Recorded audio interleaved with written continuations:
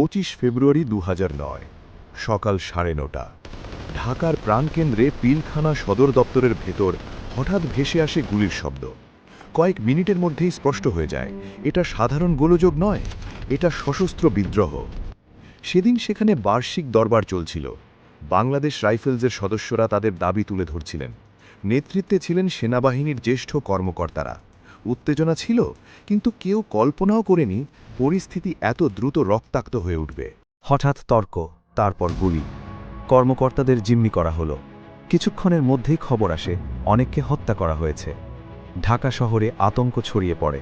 Television চ্যানেলগুলো live প্রচার শুরু করে। মানুষের মুখে একটাই প্রশ্ন, এখন কি হবে? বাংলাদেশ আর্মির জন্য এটি ছিল সরাসরি আঘাত, কারণ বিডিআরের নেতৃত্বে ছিলেন সেনা কর্মকর্তারা। এটি শুধু একটি বাহিনীর বিদ্রোহ নয়, এটি ছিল সেনাবাহিনীর কাঠামোর ওপর আক্রমণ। সেনা সদর দপ্তরে জরুরি বৈঠক ডাকা হয়। রাজনৈতিক নেতৃত্ব, সামরিক কমান্ডার সবাই এক টেবিলে।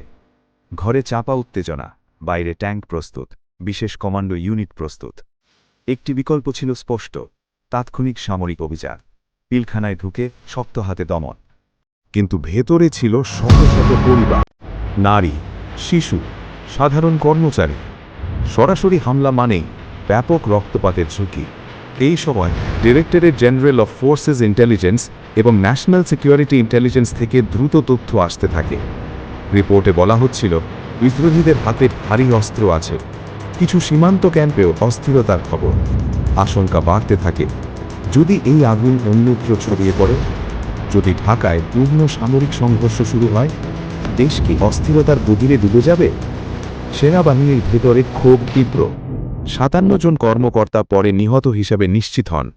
তাদের সহকর্মীরা প্রতিশোধ চাইছিল।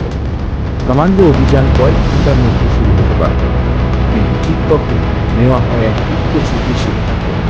তৎক্ষণাৎ সামরিক আক্রমণ নয়, আলোচনার পর। এই সিদ্ধান্ত ছিল ভীষণ ঝুঁকিপূর্ণ।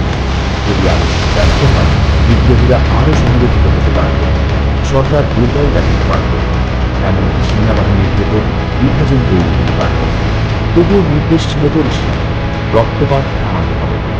লাউড স্পিকারের আত্মসমর্পণের আহ্বান জানানো হয়। প্রতিনিধিদের মাধ্যমে বার্তা পাঠানো হয়।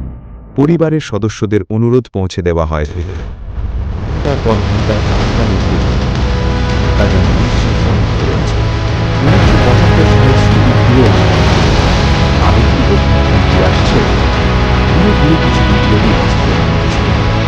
বর্তমান পরিস্থিতি নিয়ে কিন্তু যখন শিক্ষার খবর অনুসন্ধান শুরু হয়, তখন বেরিয়ে আসে বাংলাদেশ সরকার।